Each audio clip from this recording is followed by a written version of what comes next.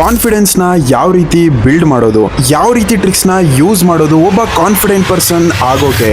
Number 1, don't compare yourself to anyone. ಎಲ್ರಿಗೂ ಅವರದ್ದೇ ಆದಂತ ಕ್ವಾಲಿಟೀಸ್ ಇರುತ್ತೆ, ಅವರದ್ದೇ ಆದಂತ ಇಂಟ್ರೆಸ್ಟ್ ಮತ್ತೆ ಟ್ಯಾಲೆಂಟ್ ಇರುತ್ತೆ. ನಿಮ್ಮ ಮೈನಸ್ ಯಾರಿಗೋ ಪ್ಲಸ್ ಆಗಿರ್ಬೋದು ಅಥವಾ ನಿಮ್ಮ ಪ್ಲಸ್ ಯಾರಿಗೋ ಮೈನಸ್ ಆಗಿರ್ಬೋದು. So don't compare. ಅದು ಲುಕ್ಸ್ ಅಲ್ಲೇ ಆಗಿರ್ಬೋದು, ಟ್ಯಾಲೆಂಟ್ ಅಲ್ಲೇ ಆಗಿರ್ಬೋದು ಅಥವಾ ಸ್ಕಿಲ್ ಅಲ್ಲೇ ಆಗಿರ್ಬೋದು. ನಿಮಗೆ ಗೊತ್ತಿಲ್ಲ ಆ ವ್ಯಕ್ತಿ ಅದನ್ನ ಬಿಲ್ಡ್ ಮಾಡೋಕೆ ಎಷ್ಟು ಟೈಮ್ ನ ತಗೊಂಡಿದ್ದಾನೆ ಅಂತ, ಆದ್ರೆ ನೀವು ಅದನ್ನ ಡೆವಲಪ್ ಮಾಡ್ಕೊಳ್ಳಿ, ಬಟ್ ಕಂಪೇರ್ ಅಲ್ಲ.